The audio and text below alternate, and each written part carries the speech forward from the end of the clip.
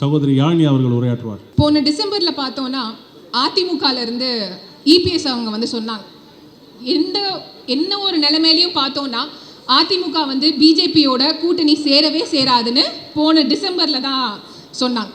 சொல்லி 6 மாதம் தான் ஆகுது.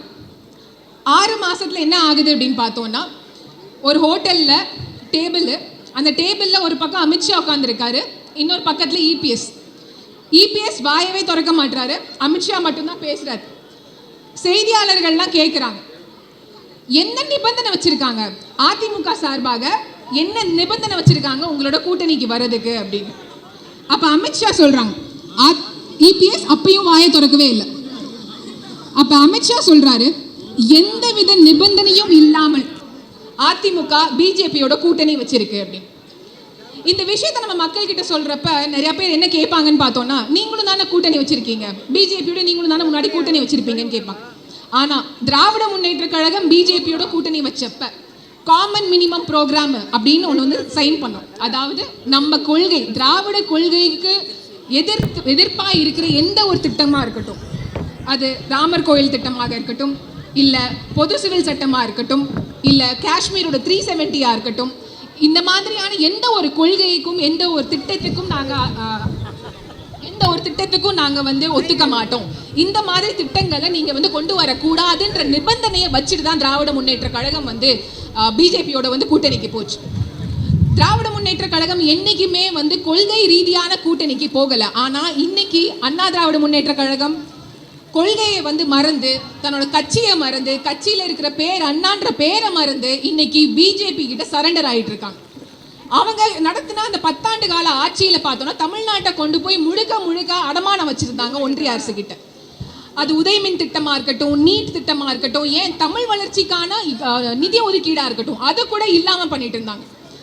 இப்போ கீழடியில் வந்து பல்லாயிரம் வருஷத்துக்கு முன்னாடியே இங்கே வந்து இரும்பு நாகரிகம் இருக்கு அப்படின்னு நம்மளோட மாண்புமிகு முதலமைச்சர் அவர்கள் தொல்லியல் ரீதியாக ஆராய்ச்சி செய்து, அந்த ஆராய்ச்சியை ஒன்றும் தமிழ்நாட்டிலேயோ சென்னையிலோ இல்லை அறிவாலயத்தில் இருக்க லேப்லலாம் வந்து நம்ம டெஸ்ட் பண்ணல, இந்தியாவிலேயும் சரி வெளிநாட்டுக்கும் அனுப்பிச்சு டெஸ்ட் பண்ணி அந்த ரிப்போர்ட்டெல்லாம் வந்து நம்ம கொடுத்தாலும் எல்லாத்துக்குமே ட்வீட் பண்ணுற மோடி அவர்கள் தமிழ் நாகரிகத்தை பற்றி ஒரு ட்வீட் கூட பண்ணலை, அதை பற்றி பேசலை, அதுக்கான கேள்வியை கூட வந்து அதிமுக அவர்கள் வந்து எடுத்து வைக்கல. அதுக்காக இன்னைக்கு நம்ம குழந்தைங்களெல்லாம் படிக்க வச்சு வேலைக்கு அனுப்பிச்சு நம்ம எல்லா குடும்பமும் இவ்வளோ நல்ல ஒரு நிலைமையில இருக்கு அப்படின்னா அதுக்கு முழு காரணம் திராவிட இயக்கமும் திராவிட முன்னேற்ற கழகமும். ஒவ்வொரு திட்டம், அது கல்வி திட்டமாக இருக்கட்டும், வேலைவாய்ப்பு திட்டமாக இருக்கட்டும், எல்லா திட்டத்தையும் பார்த்து நம்ம வீட்டில் இருக்க குழந்தைங்களை அவங்களோட எதிர்காலத்துக்காக நம்ம யோசிக்கிறத விட நம்ம முதலமைச்சர் அவர்கள் அதிகமாக யோசிச்சு அவங்களுக்காக பல திட்டங்களை கொண்டு வந்துட்டு இருக்காங்க. அது புதுமை பெண் திட்டமாக இருக்கட்டும், இல்லை தமிழ் புதல்வன் திட்டமாக இருக்கட்டும், இப்போ ரீசெண்டாக இருக்கிற இந்த நான் முதல்வன் திட்டமாக இருக்கட்டும். இன்னைக்கு நான் முதல்வன் பற்றி ஒரு நிகழ்ச்சி நடந்தது. அந்த நிகழ்ச்சியில் வந்து ஒரு பொண்ணு சொல்லுது, லாயலா காலேஜில் படித்த ஒரு குழந்தை, அந்த பொண்ணு சொல்கிறாங்க, முன்னாடிலாம் முடிச்சுட்டு வேலைக்கு போகணுன்னா என்ன பண்ணணும்னு தெரியாது எங்களுக்கு, ஆனால் ஒரு ட்ரைனிங், ஒரு செஷன், அந்த ஸ்கில்ஸ் ட்ரைனிங்னு சொல்லுவாங்க, அந்த ஸ்கில் ட்ரைனிங்கை தேடி நாங்கள் போகல, நான் முதல்வன் திட்டம் வழியாக எங்களை தேடி அந்த திட்டம் எங்ககிட்ட வந்து எங்களை தேடி அந்த திட்டம் எங்களுக்கு வந்துச்சு, நாங்கள் அந்த ஸ்கில் எல்லாம் கற்றுக்கிட்டோம். முன்னாடியெல்லாம் படித்து முடிச்சுட்டு நான் வேலையை தேடி வேறு இடத்துக்கு போகணும், ஆனால் நான் முதல்வன் பிளேஸ்மெண்ட் வழியாக இன்னைக்கு எனக்கு 2 ஆஃபீஸில் வேலை கிடைச்சிருக்கு.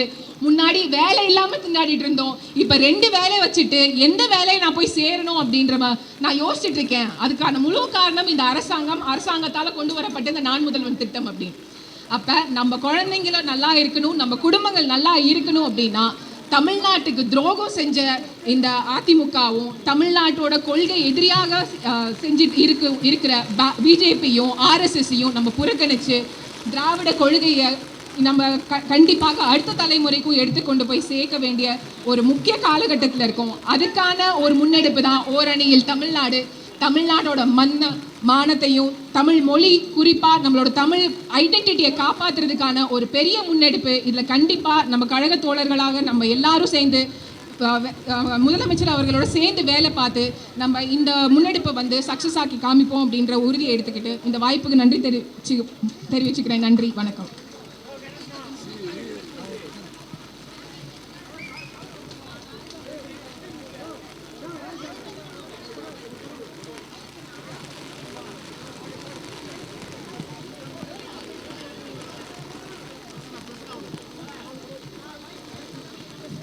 ஓகே, அதை சொல்லிட்டீங்களே.